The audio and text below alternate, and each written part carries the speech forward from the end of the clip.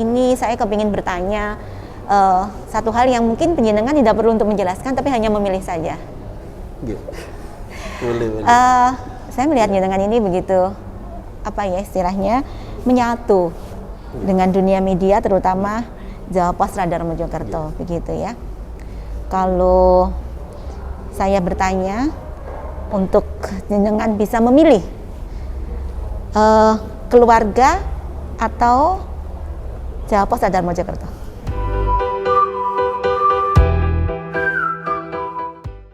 Assalamualaikum warahmatullahi wabarakatuh. Bapak, ibu-ibu, sederek-sederek warga Mojokerto Raya yang sangat saya cintai dan saya banggakan. Hari ini bersama saya Ikvina.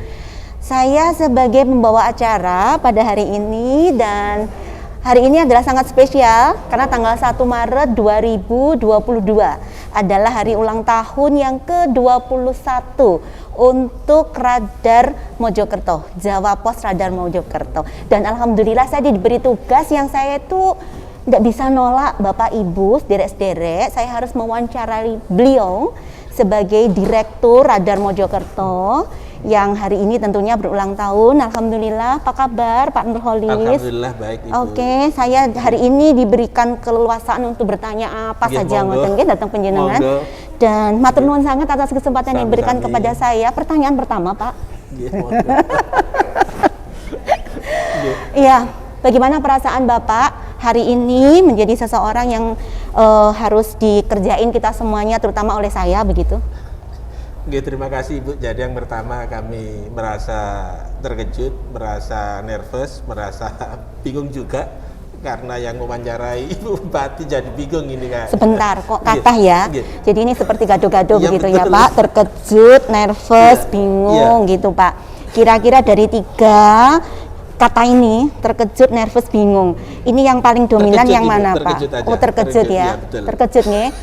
Berarti kalau terkejut ini sebelumnya penjenengan tidak menyangka bakal menjadi korban begitu Pak? Iya, ini terima kasih teman-teman sudah berusaha ya nggak tahu ini apa kira-kira ini. Baik, Pak Holis. Pak Holis sudah berapa lama Pak berkecimpung di dunia media? Ya, jadi sudah kalau dihitung sekarang sudah 30 tahunan. Luar biasa, 30 tahun itu sangat matang sekali Pak. 28 tahun. 30 kurang sedikit. Ya. Oke, kalau dengan Radar Mojokerto? Dengan Radar Mojokerto alhamdulillah mulai awal berdiri, jadi mulai tanggal 1 Maret 2001. Kami yang tersisa ada 3 yang tetap bertahan di Radar Mojokerto. Saya, Mas Niko manajer iklan, dan Mas Freddy manajer luar biasa, berarti ikut membidani nih? Membidani, kemudian melihat perkembangannya, dan kemudian ketika umur 21 tahun. Umur 21 tahun itu spesial loh Pak. Betul. Karena di revisi Undang-Undang Perkawinan itu umur 21 ini adalah umur bagi laki-laki untuk diizinkan menikah Pak. Nah ini kan berarti luar biasa ya. Artinya bahwa umur 21 itu kalau dalam tahap tumbuh kembang manusia ini adalah umur yang dinilai bisa membuat satu keputusan. Nah, bagaimana Pak rasanya setelah 21 tahun membidani lahirnya Radar Mojokerto, dan sekarang Bapak di usia 21 tahun ini menjadi direkturnya begitu ya. Gimana Pak rasanya Pak? Ya, yang pertama dari sisi pengalaman, alhamdulillah. Jadi awalnya itu kan kalau saya boleh cerita sedikit, kehadiran Radar Mojokerto kan sesuatu yang mustahil awalnya itu. Saya melihat seperti itu. Mustahil? Sesuatu yang mustahil jadi kenyataan. Ini Radar Mojokerto. Nah, kalau mustahilnya apa Pak pada saat itu? Mustahil karena yang pertama dari sisi SDM, dari sisi pasar dan sebagainya, dari sisi apapun sebenarnya. Loh kok bisa berdiri? Nah, ini Radar Mojokerto. Kalau sekarang bisa bertahan sampai 21 tahun, ini sesuatu yang menurut saya juga sebuah keajaiban, sebuah ya menurut saya sebuah kehebatan itu. Makanya ke depan kali ini sudah bertahan 21 tahun, kami akan semakin eksis, kami akan semakin percaya diri bahwa kami insya Allah akan hadir selamanya. Begitu Ibu. Ini sebuah keyakinan. Artinya bahwa di usia 21 tahun ini ada satu keyakinan karena Ada penjenengan keyakinan, melihat betul. di awal itu susah. Iya. Kira-kira peluangnya kecil gitu ya, jenengan Iya. tadi ngendikan mustahil begitu ya. Tetapi setelah 21 tahun penjenengan punya keyakinan bahwa ini Semakin yakin. bisa selamanya begitu. Iya. Nah, selain dari faktor intern, tentunya ini faktor di luar, dalam hal ini masyarakat, Iya. itu pasti juga memberikan warna Iya. dan ikut membangun keyakinan Iya. ini, gitu kan? Iya. Nah, kalau menurut Pak Holis, selama pengalaman penjenengan di media, terutama di Radar Mojokerto, Iya. bagaimana sih Pak sebetulnya terkait dengan kondisi masyarakat Mojokerto, terkait dengan kesiapan dan kematangan masyarakat itu merespon berita-berita yang dikeluarkan oleh Radar? Ya, jadi terima kasih. Jadi kuncinya ada di kepercayaan. Saya melihat sampai hari ini masyarakat masih sangat percaya kepada Radar Mojokerto. Oke. Yang pertama itu, yang kedua dari sisi respon masyarakat karena saling percaya, artinya ini sebuah simbiosis yang luar biasa, kerjasama yang luar biasa, kepercayaan yang luar biasa. Di internal kami membangun kepercayaan, keluar kami juga membangun kepercayaan. Artinya trust kepercayaan masyarakat ini tentu tidak terlepas dari soliditas tim, khususnya di kekuatan redaksi. Intern ya? Di internal juga. Jadi redaksi produk redaksi harus baik, harus berkualitas, berita-berita harus mencerahkan. Saya pikir ini menjadi sebuah kekuatan kami sehingga masyarakat masih sangat mempercayai Radar Mojokerto. Begitu garis besarnya seperti itu. Luar biasa. Saya mencatat di sini ada kata trust. Ya. Kepercayaan. Kepercayaan warga Mojokerto terhadap Betul. Radar Mojokerto. Iya, betul. Oke. Kalau kita lihat pada saat itu susah ya, seperti mustahil. Artinya, bolehkah kalau saya kemudian mengatakan saat itu di awal-awal itu belum ada trust dari masyarakat terhadap Radar Mojokerto? Bukan dari si trustnya, tapi kehidupan sebuah perusahaan media ini kan sebuah sinergi yang luar biasa di masing-masing divisi. Jadi bukan hanya, kalau mungkin orang awam melihat orang itu produknya produk berita, yang taunya wartawan. Padahal di sini Ibu, di sini itu ada beberapa macam divisi yang itu harus solid. Jadi saya melihat yang pertama yang mustahil dari sisi capaian iklan misalnya. Rohnya itu kan berita, tapi napasnya itu kan napas untuk menghidupi sebuah perusahaan kan iklan. Saya melihat seperti iklan misalkan. Kepercayaan masyarakat di iklan di awal berdiri sampai sekarang alhamdulillah sangat besar. Artinya sesuatu yang mustahil kalau saya katakan dari si pendapatan. Kok bisa ya? Apa bisa waktu itu ya? Karena capaian pertama kali, target pertama kali 2001 itu sangat rendah sekali. Padahal pada satu sisi kita diberi oleh Surabaya, oleh JPR, dikasih modal sekian, tapi harus bisa menggerakkan seluruh biaya operasional, gaji karyawan dan sebagainya. Ini yang menurut saya awalnya mustahil jadi kenyataan. Dan alhamdulillah dari si pendapatan iklan, mulai bulan pertama, 3 bulan pertama, 6 bulan, itu jauh melebihi ekspektasi. Karena sambutan masyarakat, kehadiran Radar Mojokerto betul-betul diterima. Jadi luar biasa.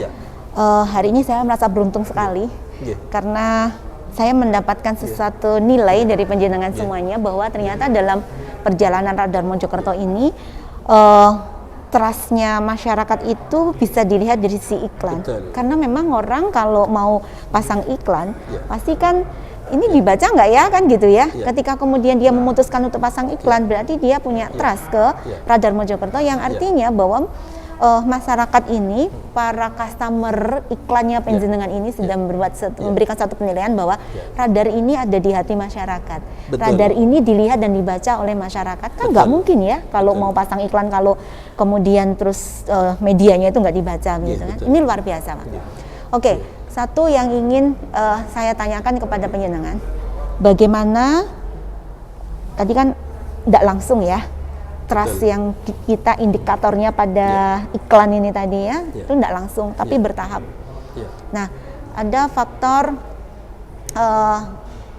kerjasama, soliditas tim dari Radar Mojokerto sendiri yang kemudian menghasilkan berita-berita yang ini akan membuat semacam apa ya istilahnya kalau boleh saya bilang engagement gitu ya, ikatan lah masyarakat Mojokerto itu selalu kepingin melihat, mendengar, membaca berita-berita dari radar gitu kan ya.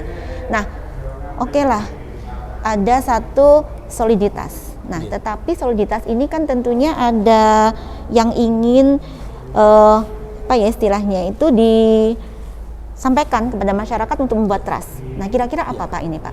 Jadi gini, jadi ini kita melihat sebuah radar Mojokerto harus secara holistik, harus secara menyeluruh.